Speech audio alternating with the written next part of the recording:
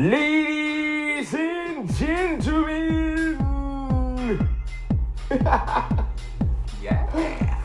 you're watching ECLECTICKA, Michael 7 Michael, and today we've got the whole team here, the dream team. Yeah. How you guys doing? Very well. Alrighty, so Merry Christmas. is it I'm a little early. the holiday season? Happy Kwanzaa. Everything. Happy- Happy Hanukkah. Happy, All of it, yes. Happy everything. happy Thanksgiving for next year. Yeah, right? So we got I like Sensei it. Vegan. What's happening, everybody? Tell everyone like a holiday message, everybody. What do you? Tip your waiter and waitress. That's the best I can come up with. And this will be in the new year, or this will be January when this airs. So Yeah, what do just buy comic books for the kids, instruments. Lay off the video games. I can't believe I'm actually saying that. Lay off the games. Wow. Yeah, man. Use your mind a little bit more for 2018. Cut down on social media, but definitely support the 7 Network, Vex Comics, AJ Media, and all these other great things. Definitely the 7 Network. Happy New Year. You gotta. And we got I got the gun. I got the gun. Michael the Knight, Here in the flesh. and we have our lovely guest. How many AKs do you go by? Me? Yeah. Oh gosh. At least 3. On a Monday though. Only on Monday. Okay. Give us one. Yeah. Okay. And the comedian. Yes. Comedian Ann Walker, British comedian, and just flat out sexy. That's. Oh. Ooh. I mean, Oh. because sometimes you just Flat out. You gotta put some flat out on it. no holds barred, no, Flat out sexy. That's funny. We'll do I Ann. like that. Yeah. That is hilarious. I want to borrow that one. you So, can borrow it. so guys, we're gonna talk about your first con experience. So I think that'll be super interesting. So. I'm excited. Like your first, a lot of shows do the first love. They do your first time driving, your First first kiss. time, your first kiss. Yeah. But You don't remember that? No, I'm just everything sci-fi fantasy, ECLECTICKA, we're gonna do your first con. So Mike, you go up first.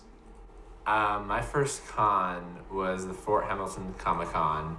That was with Sev, and Charles was there too. Woohoo. And it was fun. It was a very interesting experience. Like a lot of first time seeing cosplayers, first time seeing all those different shows and the different tables and everything. So it was really fun. Very cool. Yeah. Go to the con. And I met you at WinterCon, Yes. and that was your first con. My very first con. Yes. What was that like? It was like I felt like a kid in a candy store, I guess the best way to describe that, because I wanted to go to the New York Comic Con. I couldn't make it because I was in bed sick, whatever. Hurt all my feelings. But WinterCon was amazing. It was, it, I guess, allowed me to bring out my nerdy side in a way that I had never done before because I had never done cosplay before. So Okay. Who's your cosplay? I was the Joker. Really? Yes. Yeah. A girl version of the Joker. Yes. Super fun. So, and I got like the comic books. I got to sing Happy Happy Joy Joy with the maker of Ren and Stimpy. No, I'm not even kidding. That was super fun. Yes. I shook hands with Nice. Leroy. What was it? Bruce Leroy, the dude who played Bruce Leroy. I know that's like way old school, but not the point. I had a crush on him when I was a little kid. So shutting up, moving on. No, that's good. But it was good stuff. It was so much fun. It really was. It was. Nice. The people who took the pictures took some amazing pictures. There were some fantastic costumes I had never got to see before, and I was overwhelmed with joy. That's a the good best thing. way to put it. That's what it's all about too, man. Gotta enjoy yourself. Oh yeah, That's oh yeah, fun. and I can't wait to go to my next one. I cannot wait. Now, Charles, what was your first con experience? Woo. What time is it? And it's a two-parter for you Yeah, because with me, it's like, I'm gonna talk to you, man. Is that okay? That's good. Okay. For me, I always work cons. My first con was actually, I'm gonna say the one that I went to as far as setting up and displaying Vex Comics, because I am a comic book publisher, writer, that type of thing. It was the con at the Pavilion. New York City Pavilion on 28th Street. I think that's what it was, 28th Street. I'll leave that to the audience to check on that. But it's hard for me to enjoy cons because I usually work them. It's completely different when you work them and then when you actually get to go. So if I do go to a con, I try to sneak away from my booth for, a few minutes, but it's not the same. Mm-hmm. You understand? And I think maybe 2 years ago, I actually went to one of the cons and actually just was there as a spectator, but it felt like I was working. I'm always working when I go to a con. My mind, okay, what can they do better? What did they do good? So it's hard for me to enjoy a con. It really is. I'm always in work mode. I never really cut loose. So it's a little different. I guess being a creator and going in as just a fan, it's very hard for me to go in as a fan. So what was your experience first as a fan? I think honestly, Seb, one of the first cons that I went was with you. We went to WinterCon a couple years back. Okay. And I was actually able just to go in as a space, but we're still working a little bit though. Yeah. But I was able to still enjoy it a little bit different than looking at my watch every 5 minutes and be like, hey, I got to get back and go sign autographs or go hand out books and stuff. So it's very hard for me. But I still love it though. I wouldn't change it for the world though, because that's comic books and all that whole comic book culture. It's just in me. I was born with that. So That's yeah. My first con was at New York Comic Con, and we were actually filming independent film and that was interesting because I never knew about Comic Con. I met you. Yeah, and I met you that year, and it was amazing. It was hard to work because it was just like, what is this? And the energy was so positive. I mean, the energy now is still good. I would say it's still great, but my earlier con experiences were the energy was so joyous and it was fresh, it was new. Each person had a freshness, and the first couple years, everybody walked in that first day with I'm so excited to be here. Yes. You could step on people's toes. You could bump into them. Hey, hi, how are you? Oh my goodness, you crushed my feet. This is amazing. And it was like, it's speechless. I can't describe it. You're 100% right. I think the first New York Comic Cons, the energy was completely different. Now it's just like it's the end thing to do. You know what I mean? It's like the people that really want to be there, it's like they can't afford to be there, if it makes any sense, or they can't even get a ticket. Then the other people are just like a status symbol. Yeah, I got my 3-day pass. Who's Spider-Man? What's his name? I don't know. You know what I mean? They don't even know really anything about it, but they're just there because that's the end thing to do. And it's like the energy's a little bit different. Right. It's not the same. It's still great. Yeah, nothing wrong with that. And as time goes on, the purists, I believe, will still be there. But that's why there's so many offshoot cons.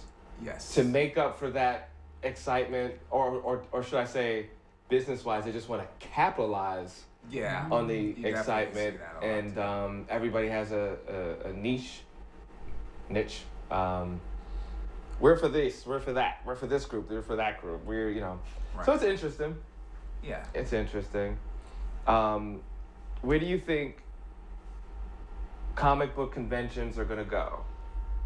Just because it's such pop culture, and every month there's a different con. Yeah, every month. Even other countries. India had their first con. Saudi Arabia already had a con already. I think they're on number 2. Wow. All over the world, there's comic book conventions. We need to go to What's your prediction? Well, my prediction is we need to go to Saudi Arabia. I'm feeling that, yeah. Yeah, I think that would be amazing. That would be beyond amazing. I'm sorry, I'm like tilt, man. I told you my neck's I'm all over the place. Excuse me, I'm like got a crick in my neck. You want to go first? Or you want me to go first? Who, me? What? All right, the night. You want to go first? Yeah. Sure. So I think cons just are going to be continue to be more global. So like, I mean, China and all the Asian countries, all the South American countries, African countries, everywhere is just going to keep growing. And we might see more superheroes, more comic books distributed and based out of international publishers. So we'll see different comic book characters. We'll see different cosplayers. We'll get an infusion of different people and ideas that we haven't seen before. That's probably what's gonna happen, I think. I don't know. What do you guys think? No, I agree on that. And the one thing that, because I didn't make it to the New York Comic Con this year, like I was saying, they had it live streamed, and I found that would be, even though it's not the same, Right. I feel like that would probably be something that would probably catch on a little bit more too, considering like the Saudi Arabia and China and everything like that. A lot of people want to see. They want to see. They want to see. So going live in a lot of those places is probably going to be, technologically, is going to be a bigger, broader thing too for it, I think. You know. Wow. I agree with that in a sense, because if you look at, remember they used to broadcast video games. I remember when they first started, people were like, "You watch video games?" I'm like, "Yeah, I play them. Why wouldn't I watch them?" Now look at Twitch and some of these other mainstream, and Mixer. People watch video games just like they watch TV. People that sit down and play Grand Theft Auto and Call of Duty and all that type of stuff. It's a huge multi-million-dollar business. And like I said, even before now, you got gamers making six-figure incomes and more playing video games, video game tournaments. So what I see with off track a little bit. We can go there too. With comic book convention. My biggest fear is that they start to landslide it too much. They start to almost pollute the market to where they're not looking so much out for the consumer. They're just looking to line their pockets. And I just don't want people making Comic Cons, because this is what we do. This is, again, this is our life. This is, geek culture is what we do, and not just to sit there and make a ton of money off it to fatten our pockets, and then every con is just a mirror image of another one. You understand what I mean? It's nice to have variety. It's nice to honor it, but you want to honor what you do, if that makes any sense. Just don't have a con just to do it, just that's the end thing and do it. So to the people out there, if you're going to have Comic Cons, do it with honor and do it with a purpose, or you're on a flat line of market. That's just like back in, 96, when they start polluting it with too many comic books, and it went bankrupt. Remember, Marvel went bankrupt. It was thinking 96. It was like comic books had hit flat, hit rock bottom. So again, it was just, they were just putting out so much material. Again, I don't want that to happen to the cons, where you turn a corner, everyone's putting out a Comic Con, and then eventually the market just flatlines. You don't want that to happen. But I believe that was in 96 that Marvel went filed for bankruptcy. I believe it was 96. You can double check on that, but I believe it is 96. And it's interesting. We had a guest, Howard Landon, and awesome cosplayer. Awesome. And he's a prime example of just like someone that really loves to cosplay, really loves to participate at the con. Just super humble, super nice. And when I met, I was so surprised. He's in the Navy. Yeah. And I wouldn't have thought someone in the Navy would cosplay. I don't know. I don't know why. I don't know why, but just some things you just don't think go together, like pickles and peanut butter. But some people like that. Not me. But some people. No, for real. I think you do, man. Some people like that kind of stuff, man. You got a big old jar of peanut butter and pickles back behind the curtain. Peanut butter and pickles. What you know about that? Peanut butter pickles. So, But no, yeah, but I mean, it's interesting. Geek culture, baby. We're all over, man. We're like everywhere. Yes. Yeah. My inner geek got to come out, and that doesn't happen. And you don't feel out of place. It's like Right, you can thank cut you. loose and no one's going to judge you on, I'm a t-shirt. I wear, Spider-Man and Punisher t-shirts and things like that. Some people are like, what? But one of the coolest, I'm walking down the street in New York City, and a dude had a Green Lantern shirt on and I had one. It was just like, one of these. Just like, What's up, And that was cool, man. Just give the nod and keep on walking, man. Yeah, that's what it's about. That's what it's all about. So. I had a moment, if you don't mind me sharing, I had a moment where I saw a gentleman wearing a Captain America, logo shield on his shirt and on, his shorts. And I was like, I have to do it, because I had just seen the movie. And if you saw the one with Bucky Barnes, like, his presence was amazing. Every time he got on screen, especially after he caught the shield, he was like, I'm Bucky Barnes. I was like, yo, Bucky Barnes. So I saw this kid wearing the shield and stuff, and I walked by, he was eating. I said, excuse me. He's like, yeah. I was like, I'm Bucky Barnes, and I walked away. I walked away. Because I just wanted to give him that Bucky Barnes presence just for a sec. You could be Cap, bro, but I'm still Bucky. Bucky. I'm Bucky. That was all right. He made his day with that. That's right up there he with. He was confused, but I was good. That's right up there with I'm Bond, James Bond. Yes. Bucky Barnes. Bucky Barnes. Oh man. Random, but I missed the Beam. What's the bean? Beam? The character, the Beam? Bean. I know The the comedian? Oh, Mr. Bean? Mr. Bean. Oh, Mr. Bean. Did Yes. he pass away, right? Rowan Oh, he Atkinson. did? Didn't he? I think don't like 2 know. years ago. Wow. What? I didn't know that. Dude. Well, before we do an internet rumor, let me look. Don't be joking I'm about going that. Snoops and I check was that waiting out for another Mr. Bean movie to come out. That dude was funny, man. Yeah, I in, believe so. He was in Mr. other Bean. movies. Other than that, too, he was in a movie with Whoopi Goldberg. I can't remember the name of it now. Mr. Bean. He was in Rat Race. Rat Race. That's That's what a it funny was. movie. That movie was That- hilarious. He was that's so narcoleptic funny, in that yeah. movie. That joke was Sorry. hilarious. Mr. Bean. Wow. Yes. You know his name. Real name. It's called Rowan Mr. Atkinson. Bean. Oh, there we go. Now you know. It's only because my brother watched that show relentlessly Wow. Wait a minute. They're saying he's still alive. Was that just a rumor? that he's Get alive off or of that he's Facebook, dead. man. Facebook saying everybody's dead on it. I got there one day and said, Mark Jackie said- Chan is dead. I'm like, no, he's not. I saw that too. I was like, Yeah. y'all need to quit playing. Nah. No, because it would be on the news. I would read that in the news. I'm like, yeah, I didn't see it on the news yet. I would shut a Jackie chair Chan. too. I'm like, oh, It, Jackie it, Chan. it says it was a hoax. Oh, they should be. You guys should be ashamed of yourselves out there Ashamed. for doing that stuff. No hoaxes. We don't play that on the 7 Our Network. feelings are very, very sensitive. Now come out with another Mr. Bean movie for that. Yeah, just for that. Just for Just that. for that. Just- Cast us in it too. Jackie Chan's gotta be in it. Jackie Chan and Mr. Jackie Bean. Just a Oh, cameo. wow. That might be funny as heck, man. Jackie, number you need to 4. put that together, man. Yeah. Jackie Chan I'd and watch Mr. it. Bean. I would watch it. I'd totally watch That'd be funny. Yeah. Jackie Chan's a funny dude too. He is, man. You know, he's been doing movies since he was 18. Yeah. He's pretty dope. Yeah. First time I saw him was Enter the Dragon. Didn't realize it was him at the time, but yeah, he was in it. Chinese connection too with Bruce Lee. He's a dude that got kicked out the window, I believe. How much older is Bruce Lee than Jackie Chan? Do we know? I'm not even He's dead 100% now. I have sure. no idea. Because Jackie, is he what, Jackie Chan's what, 65 now? I think Around he's 65. there, Yeah, I yeah. think he's around 65. So then Bruce would be like 75 if he was still alive, right? 75 or 70. Maybe around 70. 70, yeah. I love Jackie Chan movies. Me too. Any Jackie Chan movie you put on, I watch that all day. Yeah, Have I'm you seen exactly. Police Yeah. Story? Police Story? No. Yeah. Oh, Those- new Police Story is the name of it. My bad.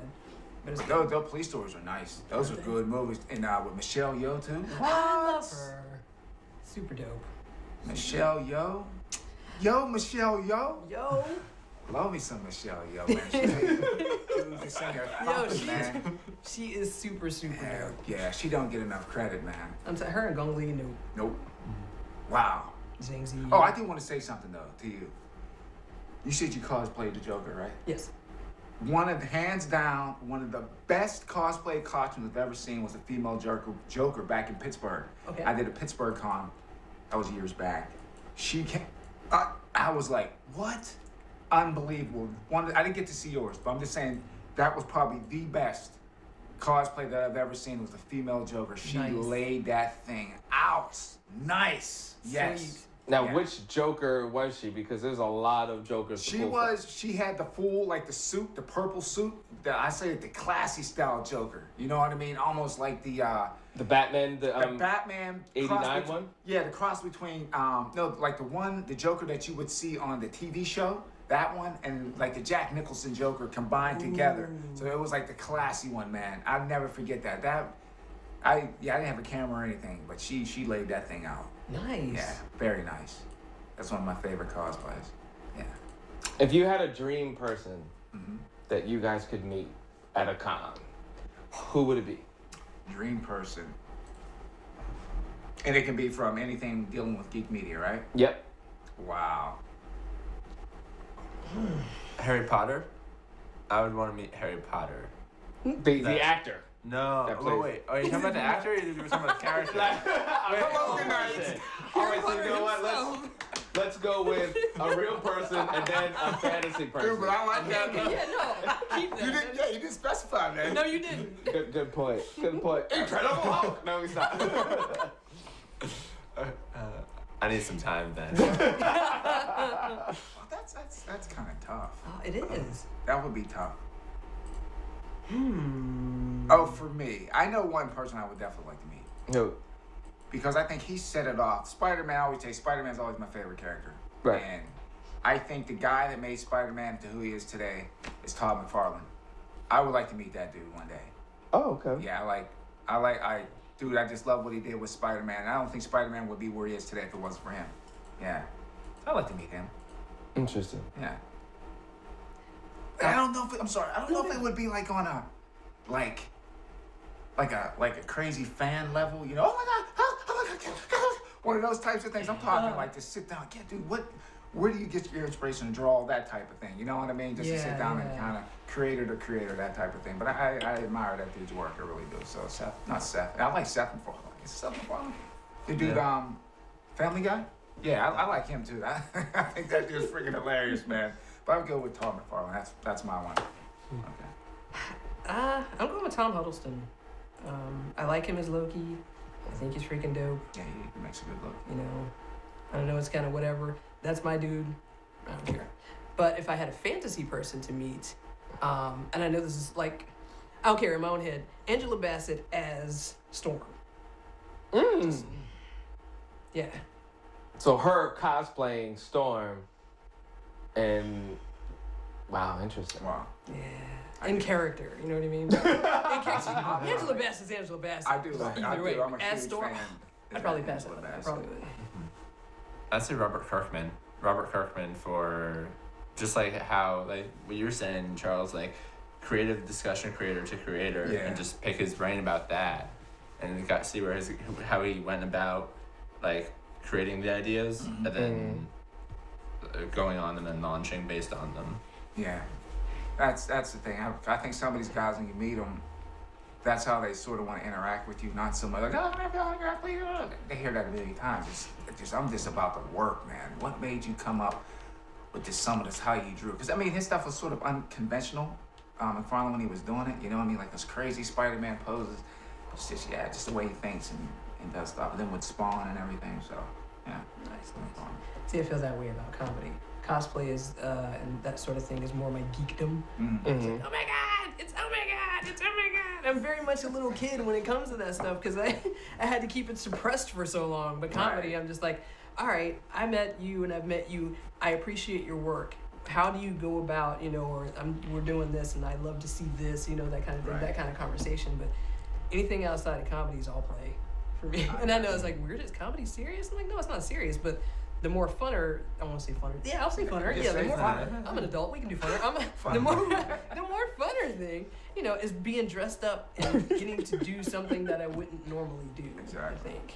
yeah. I'm an adult. I can make up words. Doggone right. I pay taxes. I can make up words. That's right. I'm a taxpayer. I'm a citizen. I'm making up words Yeah. on a Tuesday. It is Tuesday. Probably. I know, right? I think mine is George Lucas. That'd be good. I like to sit down with George Lucas. Talk. How'd you do it? The hustle of the century. You didn't even finish the script. You were writing the script during the production, dude. How'd you do it? That's the best though, man. Yeah, I mean the only 1 second to that would be Spielberg, because if you listen to his story, it was a total hustle. You heard about him, right? How he pretended he had an office. Wow. At was it MGM? Yeah, he did, didn't he? Yeah. Yeah, he did. Yeah. So that was interesting. Fantasy would be. It's kind of weird. The fantasy would be someone that passed away, so it'd be Jim Henson. I can see you doing Jim Henson. Yeah. So it wouldn't be Hulk or Spider-Man, but you know, I mean, if I had to pick a character that didn't exist, I don't know. Would I say Batman? Because Batman probably would not be fun to hang out with. Batman might scare the hell out of him. Alfred would be more fun. He would not be like. You wouldn't get any answers out of Batman. What are you Yeah. doing? How was your day? How do you think it was? I know, right? Yeah. Oh, I can't even say I can't even say fantasy. If I had to meet anybody, like I said, you know, can I say fantasy? I can't even say fantasy because I believe this brother, and I call him a brother, just laid it out. Would definitely be Bruce Lee. Not just for the fight. That brother was a philosopher. He was just well-rounded all the way around. That was a smart dude, man. He's a great teacher. Yeah. Yeah, he was. Yeah. Definitely Bruce Lee. I would love to pick his brain to see what because I think a lot of times his fighting overshadowed a lot of his other talents that he had. That dude he was bad, man. Not bad meaning bad, but bad meaning good. Yes. Oh, we need like a sound sound. I'm so sorry if I'm crooked, man. I'm fighting over here. I'm in pain every time I shift around, so pardon me, audience. There was a movie that they did with Bruce Lee and they said how he influenced the arts and stuff like that. They had RZA from Wu-Tang. They had quite a few people to discuss how he influenced music, how he influenced movies, how he influenced just about all of pop culture. Yeah. Wow. Yep. Yeah, yeah, he's amazing and still influencing people today. And he's been gone for how long? So. Yeah. So. I wanted to marry him. I was only 7. That came out a couple of years ago. I can fit. Yeah. You're grown at 7. Grown mom. Even thinking, can you spell marriage at 7? No. I wanna would have given it a good. It starts with M, and that's all important. That's all you need to know. That's all that's important. Sesame Street taught me that. Back to Jim Henson, see? There you It go. starts with M. It starts with M. And it ends with, that's the end of our show, ladies and gentlemen. So, thank you, the Knight, Sensei Vegan, and the comedian, and Walker. All right, I'm 7, and you're watching Eclectica, and we will see you next time.